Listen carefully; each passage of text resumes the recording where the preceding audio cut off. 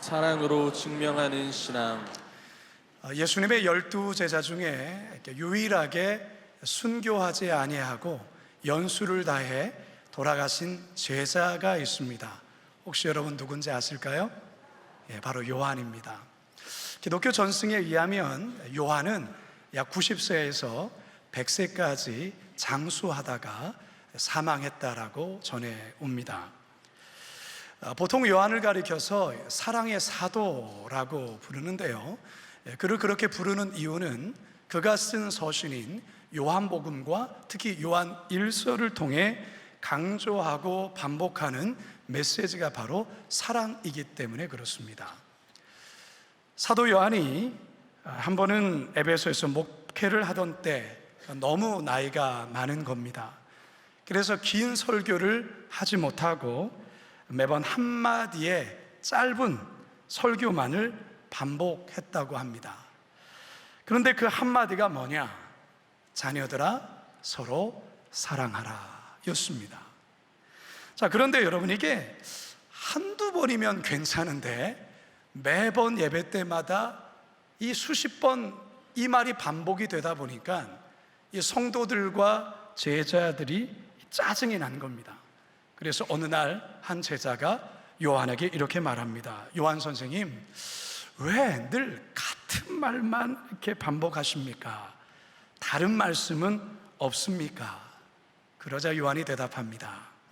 서로 사랑하면 그것으로 충분합니다.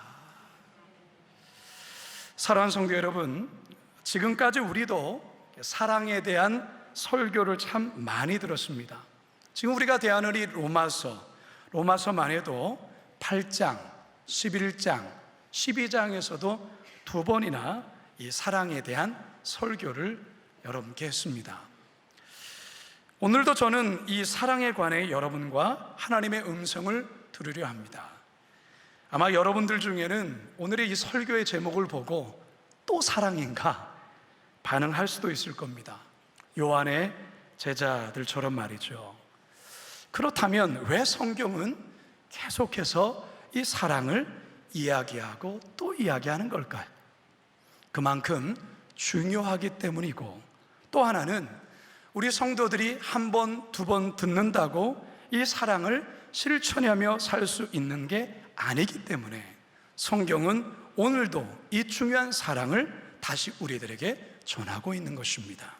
바라기는 오늘 선포되는 말씀을 통해 하나님의 사랑이 우리 모두에게 깊이 접속이 되어지고, 그래서 실천하는 사랑으로 나의 신앙을 증명하는 삶을 살겠노라 다짐하시는 우리 모두가 되길 주님의 이름으로 축원합니다. 따라 하시겠습니다. 사랑 외에는 어떤 빛도 지지 말아야 합니다. 사랑 외에는 어떤 빛도 지지 말아야 합니다. 여러분은 살아오시면서 누군가에게 빚을 져보신 일이 있습니까? 여러분, 빚을 지면 마음이 어떻습니까? 사실 이 빚에 대한 이 부담감이 늘 마음을 짓누르죠. 늘 삶이 쫓기는 삶이 되고요, 삶이 빡빡하고 마음의 여유를 잃어버리게 됩니다. 그런데 오늘 본문에서 사도 바울은 우리들에게 이러한 말을 권면하고 있습니다. 우리 8절을 다 같이 읽습니다. 시작. 피차 사랑의 빛 외에는 아무에게든지 아무 빛도 지지 말라. 남을 사랑하는 자는 율법을 다 이루었느니라. 자, 여기서 말하고 있는 이 사랑, 헬라어 단어를 보면 아가페라는 단어를 쓰고 있습니다. 아마 아가페 여러분 잘 아시죠? 이 아가페 사랑은 감정적인 애착이나 일시적인 호감이 아닙니다.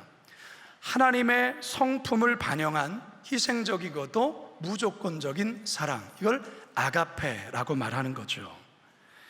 바울은 성도들에게 교회 공동체 안에서 이 아가페 사랑 외에는 어느 누구에게도 빚을 져서는 안 된다고 권면하고 있습니다.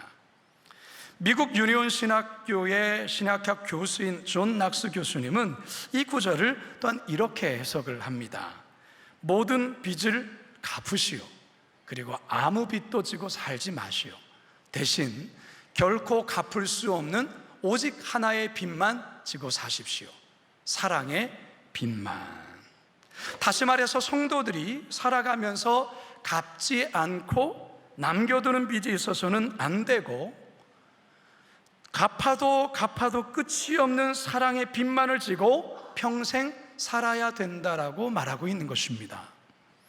사도 바울은 이미 로마서 1장에서 로마 교회 성도들 향해서 자신은 여러분들에게 빚진 자입니다 라고 자신을 소개를 합니다. 로마서 1장 14절 읽습니다. 시작. 헬라인이나 야만인이나 지혜 있는 자나 어리석은 자에게 다 내가 빚진 자라. 여러분, 이 바울이 말하는 이 빚, 자신이 빚진 자라고 말하는 이 빚은 어떤 빚일까요? 사랑의 빚이에요. 사랑의 빚. 사실 바울이 로마에 있는 성도들을 만나서 그토록 복음을 전하고 싶었던 이유가 바로 자신의 하나님께 사랑의 빚을 졌기에 이 빚을 로마 성도들에게 또한 이방인들에게 이 빚을 갚아야 된다라고 말하고 있는 거예요. 빚진 자라고 번역한 헬라어 오페일레테스라는 이 말은 채무자, 의무를 지고 있는 자라는 뜻인데요.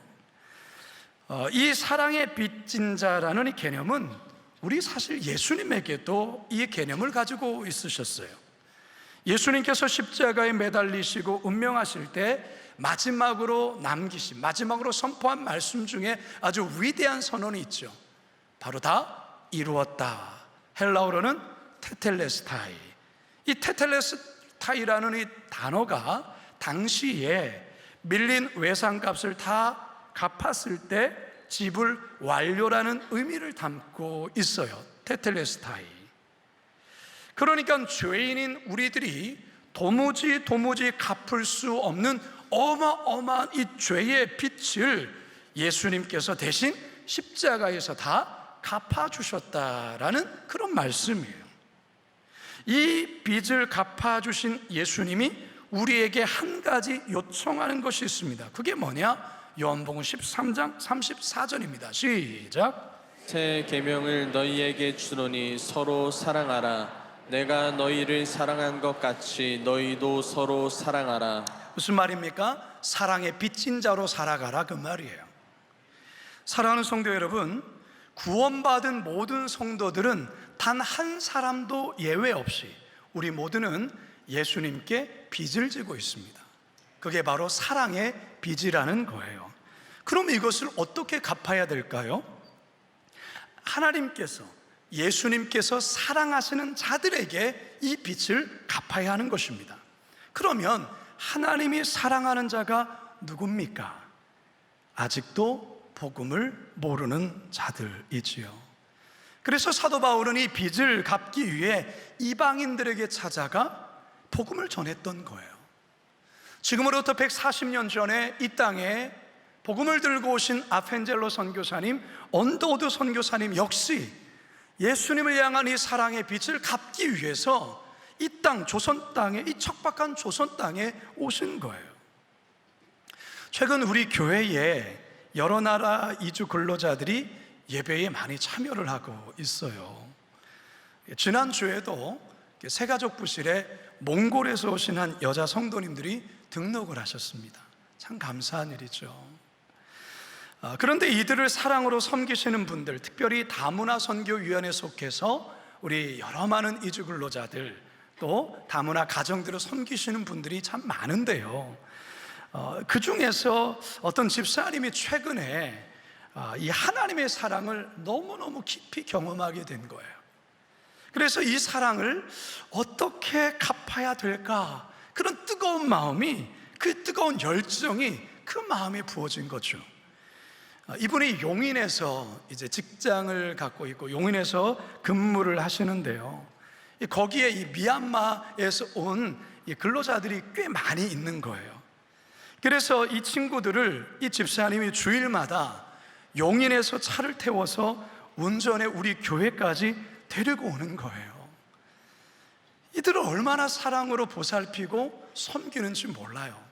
근데 제가 최근에 어떤 소식을 들었냐면, 이분이 교회 근처에 숙소를 마련해서 토요일에 일이 끝난 이 미얀마 친구들을 데리고 이곳으로 와서 잠을 재우고 숙박해한 다음 날 주일에 교회를 데리고 온다라는 거예요. 제가 이 이야기를 듣고 너무 감동을 받았어요. 왜 이분이 이렇게까지 하는 걸까? 사랑의 빚 때문 아니겠어요? 그 빚 갚는 거죠. 여러분, 저와 여러분들도 형태와 모양은 다를지라도 사랑의 빚진 자로 그 빚을 갚으며 살아야 합니다. 누구에게 어떻게 그 빚을 갚아야 할까요? 하나님이 참으로 사랑하시는 자, 하나님이 눈을 떼지 못하는 자, 하나님의 마음에 항상 있는 사람, 그 사람을 우리가 찾아내서 그에게 사랑의 빚을 갚는 거예요. 내일부터 이틀 동안 연천 노곡교회에 또 노곡마을에 바로 국내 선교하시는 분들도 바로 이 사랑의 빚진 자의 마음으로 이 봉사에 참여하는 거예요. 하나님을 향한 사랑의 이 빚을 어떻게 갚을까? 바로 그 시골에, 그 농촌에 소외된 그들에게 찾아가서 그 사랑의 빚을 갚는 거죠. 사랑하는 성도 여러분, 우리가 될 수 있으면 세상적인 빚을 져서는 안 됩니다. 대신에 사랑의 빚진 자로 살아가야 되는 거예요. 바라기는 이 사랑의 빚을 평생 갚으시는 사랑의 거룩한 빚쟁이들이 다 되시길 주님의 이름으로 축원합니다. 두 번째 따라합시다. 남을 사랑하는 자가 율법을 이룬 자입니다. 남을 사랑하는 자가 율법을 이룬 자입니다. 유대인들은요, 이 율법을 생명처럼 소중히 여기던 자들이었습니다. 그러하기 때문에 자신들은 이 율법을 수요한 자들이기 때문에 세계 어느 민족이 없는 하나님이 자신들의 민족만을 유일하게 택하셨고 택함받은 선민이고 구원받은 자라 생각했던 것입니다. 여기에 대한 자부심이 사실 하늘을 찌를 정도였죠. 그런데 예수님도 그렇고 사도 바울도 그렇고 이 율법에 대해서 자꾸 뭐라고 하니까 이 유대의 종교 지도자들이 예수님과 바울을 율법 폐기론자로 이해를 했던 것입니다. 사실 이것은 대단한 오해입니다. 예수님도 그렇고 바울도 그렇고 율법이 필요 없고 율법은 폐기 처분되어야 된다라고 말했던 적이 한 번도 없습니다. 예수님은 산상수훈에서 오히려 율법에 관해서 이러한 말씀을 우리에게 전해주십니다. 마태복음 5장 17절 시작. 내가 율법이나 선지자를 폐하러 온 줄로 생각하지 말라. 폐하러 온 것이 아니요 완전하게 하려 함이라. 예수님은 율법을 완전하게 하기 위해서 오셨다라고 말씀하고 있어요. 사도 바울 역시 이 율법은 우리로 하여금 예수 그리스도께 인도하는 마치 초등학교 선생님과 같다라고 말하고 있습니다. 갈라디아서 3장 24절 시작. 이같이 율법이 우리를 그리스도께로 인도하는 초등교사가 되어 우리로 하여금 믿음으로 말미암아 의롭다함을 얻게 하려 함이라. 아멘. 오히려 이 율법의 본질을 심각하게 오해하고 있는 이 유대인을 향해서 바울은 율법의 원 기능이 뭔지 아냐? 라고 그들에게 알려주었어요. 그 내용이 이미 우리가 공부했지만 로마서 2장의 내용이고 4장의 내용이고 7장에 길게 나와 있죠. 여러분, 율법의 원래 기능은 살리는 기능을 하는 거예요. 살려내는 기능을 하는 거예요. 영혼을 살리는 기능을 율법이 하는 거예요. 그런데 유대인들은 이 율법으로 남을 살리기는커녕 오히려 죽이는 데 사용했어요. 왜 이런 일이 벌어진 줄 압니까? 사랑이 빠진 율법이기 때문에 그래요. 다시 말해서 사랑이 빠진 율법은 남을 죽이는 정죄의 칼로 변하는 거예요. 오늘날도 마찬가지입니다. 교회 안에서 사랑이 빠진 채 그저 율법주의적인 신앙, 율법주의적인 그런 신앙으로 서로를 정죄하고 서로를 판단하는 이들이 의외로 많이 있어요. 나는 이걸 지키는데 너는 왜 이걸 안 지키냐? 라는 식의 정죄와 판단과 비난을 하는 거죠. 여러분, 하나님의 법인 율법을 지키는 것 중요합니다. 하나님의 법을 당연히 지켜야죠. 그런데 사랑 없이 율법만 지키면 안 돼요. 왜냐하면 그것은 아무런 유익이 없기 때문에 그렇습니다. 고린도전서 13장입니다. 시작. 내가 사람의 방언과 천사의 말을 할지라도 사랑이 없으면 소리나는 구리와 울리는 꽹과리가 되고, 내가 예언하는 능력이 있어 모든 비밀과 모든 지식을 알고 또 산을 옮길 만한 모든 믿음이 있을지라도 사랑이 없으면 내가 아무것도 아니요. 내가 내게 있는 모든 것으로 구제하고 또 내 몸을 불사르게 내줄지라도 사랑이 없으면 내게 아무 유익이 없느니라. 아멘. 그렇기 때문에 사도 바울이 오늘 본문 속에서 이처럼 사랑하는 자가 율법을 다 이룬 자다라고 말하는 거예요. 8절 하반절입니다. 시작. 남을 사랑하는 자는 율법을 다 이루었느니라. 어느 날 유대 종교 지도자들이 예수님을 큰 곤란에 빠뜨리기 위해서 간음 중에 잡힌 여인을 붙잡아 옵니다. 그리고 예수님께 이렇게 말하죠. 선생님, 모세의 법에는, 즉 율법에는 간음 중에 잡힌 여인은 돌로 치라 했습니다.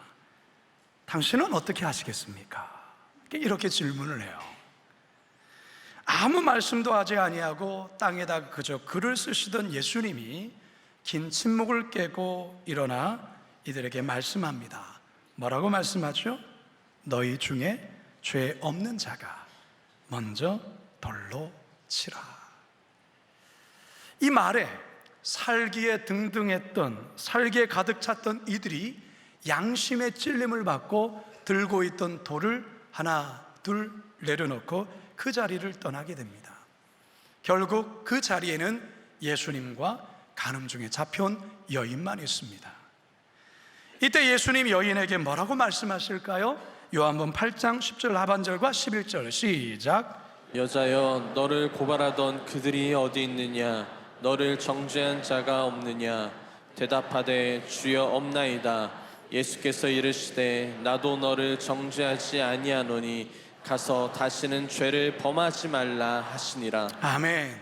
바리새인들은, 종교 지도자들은 사랑이 빠진 율법으로 여인을 죽이려 했어요. 그러나 예수님은 사랑으로 여인을 살려냈던 거죠. 여러분, 율법은 죽이는 게 목적이 아니에요. 살리는 데 목적이 있어요. 그런데 사랑이 없는 율법은 남을 죽여요. 여러분, 예배하는 것도 마찬가지예요.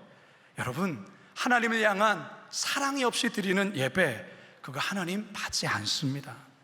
하나님은 우리가 사랑으로 한 것만을 기억하십니다. 남을 사랑하는 자가 율법을 이룬 자가 되었다. 이게 오늘 우리에게 주시는 아주 중요한 말씀입니다.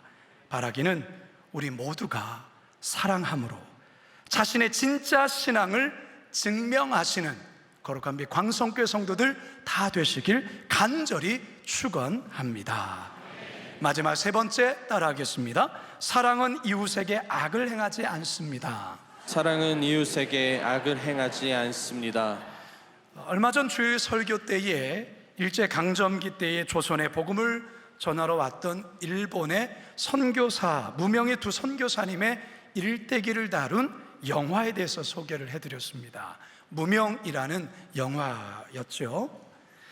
일제 강점기라는 이 어두운 시대에 일본인이 선교사가 되어서 조선 땅에 왔다는 것도 사실 우리에게는 놀랍지만 더 큰 감동은 자신들을 향해 적대감을 품은 이 조선인들을 끝까지 사랑으로 품고 조선인들을 사랑으로 녹여낸 그 일들이 대단히 놀랍다라는 것입니다. 특별히 노리마츠 마사야스 선교사의 아내 이 사토 즈네코라는 이 사모님의 이 삶은 우리에게 굉장한 울림을 줍니다. 사토 즈네코 사모는 노리마츠 마사야스 선교사님과 함께 이 조선 땅에 와서 이제 선교하는 일을 감당하는데요. 이 사모님이 조선인과 똑같이 한복을 입고 다닙니다. 그리고 초가집에 살고요. 그러면서 조선인들을 사랑하며 삶으로 복음을 전하는데요. 이 가정에 4명의 자녀를 하나님이 주셨어요. 그런데 이 자녀들을 일본어가 아니라 한국어만을 가르쳤어요. 특별히 가난하고 어려운 사람들을 보면 쌀이 떨어져 있으면 사실 자신도 가난하게 살기 때문에 자신의 머리카락을 잘라서 그것을 팔아 쌀과 보리를 구해 이웃에게 나누어 준 그런 사랑의 실천을 합니다. 그런데 정작 자신의 건강은 돌보지를 않은 거예요. 결국 이 사토 사모님은요, 영양실조와 폐결핵으로 33살의 나이에 세상을 떠나게 됩니다. 도대체 무엇 때문에 이들이 이런 삶을 산 걸까요? 이 땅을 향한, 이 조선 땅을 향한 하나님의 사랑 때문 아니겠습니까? 하나님을 향한 그 사랑의 빚을 갚아야 되기에 하나님께서 사랑하시는 곳이 어딘가 기도하던 중에 하나님이 보게 하신 게 바로 일제에 말할 수 없는 그 고통을 받고 있었던 이 조선 땅을 향한 하나님의 마음을 보게 된 것 아니겠어요? 여러분, 사랑이란 구체적으로 무엇입니까? 오늘 본문에서 이렇게 설명합니다. 9절 중반절 시작. 내 이웃을 내 자신과 같이 사랑하라. 내 이웃을 내 자신과 같이 사랑하는 것, 이게 바로 사랑이에요. 이웃을 내 몸같이 사랑하는 자는요, 절대로 이웃에게 악을 행하지 않습니다. 10절 상반절 시작. 사랑은 이웃에게 악을 행하지 아니하나니. 이웃에게 악을 행하지 않는 구체적인 게 무엇입니까? 이웃의 아내를 간음하지 않습니다. 이웃을 살인하지 않습니다. 이웃의 것을 도둑질하지 않습니다. 이웃의 것을 탐하지 않습니다. 이게 바로 이웃을 사랑하는 자의 모습이에요. 사랑하는 성도 여러분, 사랑은요 결코 이웃에게 악을 행하지 않아요. 사랑은 이웃에게 무례히 행치 않습니다. 사랑은 이웃에게 성내지 않습니다. 사랑은 이웃에게 자랑하지 않습니다. 사랑은 이웃에게 거짓말을 하지 않습니다. 사랑은 내가 원하는 것을 상대에게 강요하는 것이 아니라 상대가 원하는 것을 위해 기꺼이 나를 내려놓는 것입니다. 그것이 사랑이에요. 그래서 사랑의 실천은 율법이 지금까지 하지 못했던 것을 해내는, 그래서 사랑하면 율법이 완성되는 것이라 사도 바울은 오늘 본문에서 결론적으로 선포하는 겁니다. 10절 하반절입니다. 시작. 그러므로 사랑은 율법의 완성이니라. 사랑하는 성도 여러분, 여러분의 신앙이 진짜냐 가짜냐라는 것은 솔직히 이 자리에서 잘 몰라요.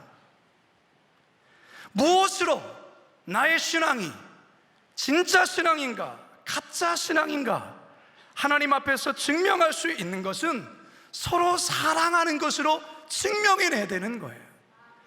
아무리 사랑을 말로만 하고 아무리 경건하게 예배드리는 모습을 가진다 할지라도 이웃에게 악을 행하고 이웃을 어렵게 만들고 거짓말을 하고 남을 사기치고, 그것은 하나님 앞에 인정받을 수 없는 신앙이에요.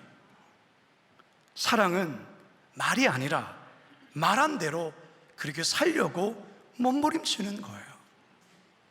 요한일서 4장 11절에서 12절입니다. 시작. 사랑하는 자들아, 하나님이 이같이 우리를 사랑하셨은즉 우리도 서로 사랑하는 것이 마땅하도다. 어느 때나 하나님을 본 사람이 없으되 만일 우리가 서로 사랑하면 하나님이 우리 안에 거하시고 그의 사랑이 우리 안에 온전히 이루어지느니라. 아멘. 하나님을 본 사람은 아무도 없어요. 그러나 만일 우리가 사랑하면 우리의 모습 속에 하나님이 투영이 되어서 우리를 보는 자를 통해 하나님을 보게 되는 거예요. 이제 저는 말씀을 맺고자 합니다. 여러분, 오늘 말씀 들으면서 솔직히 어떤 생각이 들으세요? 좀 마음에 부담이 있지 않습니까? 사랑함에 있어서 여전히 부족하고 여전히 자기중심적이고 여전히 서툰 자신의 모습 보면서 마음이 무겁지 않습니까? 여기 서 있는 저도 그래요. 저도. 근데 여러분, 도무지 할 수 없는 것을 하나님이 우리에게 요구하실까요? 그렇지 않아요. 하나님은 우리가 도무지 할 수 없는 것을 요구하시는 그런 무지막지한 폭군이 아니에요. 하나님은 우리의 연약함도 잘 아세요. 그래서 우리의 의지와 우리의 힘만으로는 도무지 사랑할 수 없기에, 그래서 우리에게 성령님을 보내주신 거예요. 성령님을 기대고 성령님을 의지하면 사랑하며 살 수 있다는 거예요. 그리고 오늘 말씀처럼 하나님 앞에서 나는 예수님께 사랑에 빚진 자라는 생각을 갖고 살아갈 때 완전하지는 못해도 사랑을 실천할 수 있다고 말씀하고 있는 것입니다. 처음부터 거창한 것을 하려면 절대로 못하죠. 하지만 이웃에 대한 작은 배려, 사랑을 실천해 보는 거예요. 나 중심적인 삶에서 상대의 중심의 삶으로 우리가 체질을 개선해 보는 거예요.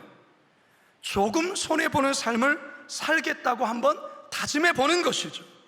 그리고 이웃에게 용기를 내어 다가가 실천해 보는 거죠. 성도 여러분, 오늘 우리가 이 말씀을 들었는데요, 우리 다시 한번 사랑하기로 결정합시다. 사랑에 빚진 자로, 그래서 사랑으로 나의 신앙을 증명하는 삶을 살아가리라 결단하기 바랍니다.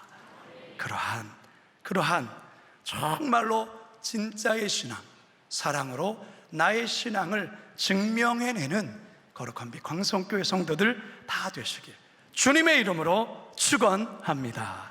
축원합니다. 축원합니다. 우리 말씀을 기억하며 함께 이 찬양을 고백하겠습니다. 생명과 바꾼 주의 사랑을, 생명과 바꾼 주의 사랑을 잊지 않게 하소서. 나를 위해 흘렸던 주의 눈물 잊지 않게 하소서. 우리 다시 한번 처음부터 고백합시다. 생명과 바꾼 주의 사랑을 잊지 않게 하소서.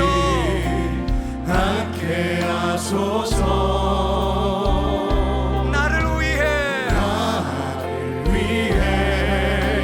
흘렸던 주의 눈물 잊지 않게 하소서. 우리 다시 가슴에 손을 얹고 주님 감사합니다.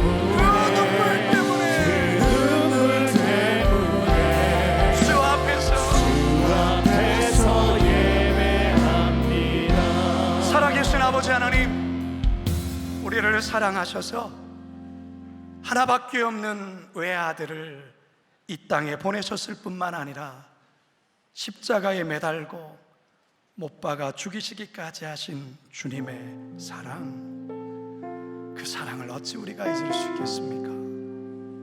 그런데 살다 보면 분주한 삶으로 인하여 이 사랑을 받은 것조차 모르며 살 때가 너무 많습니다. 사랑의 빚진 자로 살기보다는 남이 왜 나에게 빚진 사랑 갚지 않냐고 윽박지르고 요구하고 그런 어리석은 자로 살 때가 많습니다. 주님 용서하여 주십시오. 오늘 주의 말씀을 통하여 주님 다시 사랑에 대한 이 말씀을 들었습니다. 사도 요한이 노년에 연로에서 긴 설교를 할 수 없을 때 그가 계속해서 했던 말은 자녀들아 서로 사랑하라. 사랑하면 그것으로 충분합니다. 오늘 주의 말씀을 들은 우리 성도들, 오늘의 말씀을 가슴에 새기며 그저 말로만 하는 신앙이 아니라 교회에 와서 예배만 드리는 신앙이 아니라 나의 삶의 자리에서 주의 그 사랑으로 서로 사랑함으로 나의 신앙을 증명해내는 크리스찬이 되게 하여 주옵소서. 거창한 것 아니라 배려하고 친절하고 좀 손해보는 삶을 살고 그러면서 그들에게 주의 복음을 전하는 내 성질대로 살아가는 그러한 성도가 아닌 주의 사랑에 힘입어 변화된 삶으로 살아가게 하옵소서. 그런 이번 한 주간이 되게 하여 주옵소서. 감사하며 예수님의 이름으로 기도드립니다.